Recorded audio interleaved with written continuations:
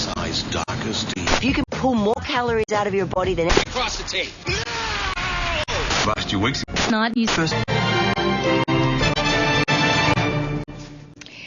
It's one of the great Australian legends. The life and mysterious death of intriguing new information has come to light in action last night.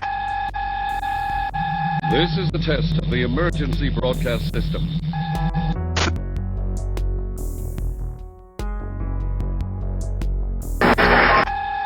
Fewer and fewer people vote. When polls tell us that fewer and fewer people understand the political process, what the media does is trivialize what goes on, sensationalizes it, makes it entertainment, rather than saying, look, the function of the media is to educate you to live in a democracy, which is pretty serious stuff. You got a media system that's basically a subsidiary of corporate America. That's all it is. You're going to have a media system that will not cover stories of tremendous public moment, while it will overfocus on trivial stories that don't have any resonance at all.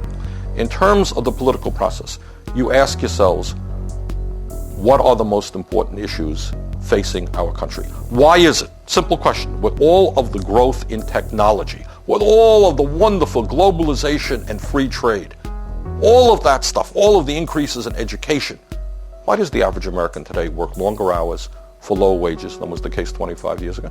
Simple question. Do you think it's seen on television very often? What about the morality of 1% of the population owning more wealth than the bottom 95%? Seen that? There is an illusion of choice that's maintained when you can have 100 channels on your cable system, and how many movies did the studios release a year now? All these different studios, and the music industry with so many labels, and magazine stands that go on and on and on forever. Well, the owners are a handful, 5, 6 different companies. They'll cover whatever they damn well please, and it's not going to get in the way of the bottom line. It's not going to cost a lot of money to produce, and it's generally not going to upset the powers that be, of which they are a major part themselves. And that's where we are as a country, and it's really grim to watch. It's very depressing. What you want to say is, if you have a self-governing society, a democratic society, what does that society need from its journalism?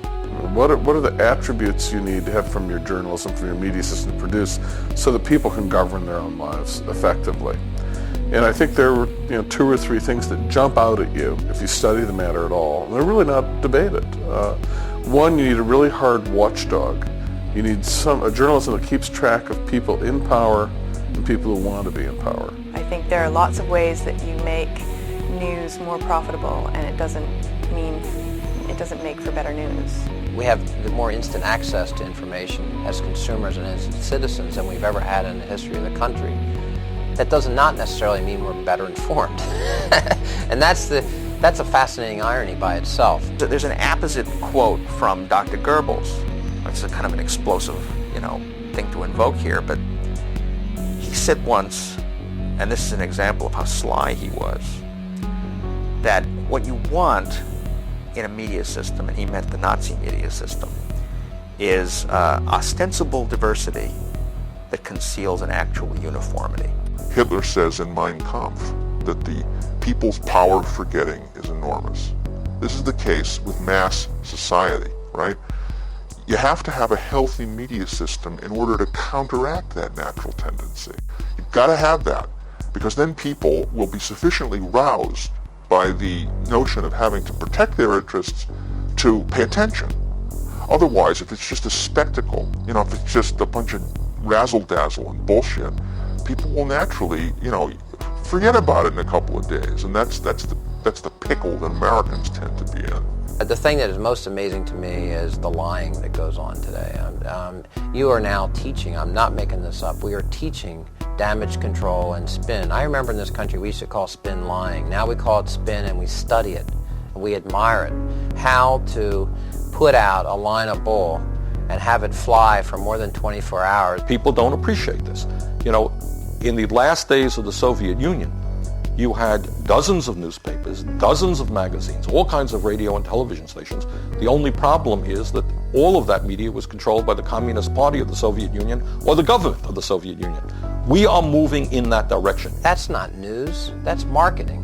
That's something else. I never heard of doing news based on going for some demographic. You do the news. Call me crazy, but that's what you do. You investigate something because it needs to be investigated, or someone's clearly lying, or there's some issue of the public trust that needs to be looked into. You don't do it because you think some demographic will particularly enjoy the story. That's nutty. The thing that we base our coverage, is it a good day or is it a bad day, is the numbers. I wish we didn't have to rely on that so much. I wish there was some way that you could base your job or a performance on something other than the numbers. Unfortunately, that's not the climate right now. You look at news directors who get hired, because those are the ones that are really on the chopping blocks. I think their jobs are less secure than Major League Baseball managers. One of the myths of our society, you've probably heard this one, is it's based on competition. Have you heard that? That's the sort of pablum they feed us in the bottom fish. The truth of the matter is, the top of the system, the key to the system, is crushing competition. So what we've seen in media, in all the sectors, you've had fewer and fewer companies. The largest companies buy the small companies. They try to get bigger and bigger and make it harder for new companies to enter. Because once you have just a handful of companies dominate an industry, the ability for someone to enter the industry as a newcomer is almost impossible. Murdoch is a brilliant man who, what he has done, and has had a tremendous influence in the worst possible way on culture and on media in the United States and throughout the world. And what he does it in England, and he does it in the United States. His shtick is appealing to working class people and taking them to the right. And he does this through violence. He does this through super patriotism. He does this through sensationalism. So what you have now, and I'll give him credit for this, Fox Television is the first major network that has no pretense. CBS and NBC, they have a pretense to objectivity. If you ask the reporter, are you interested in truth, of course they'll all say yes.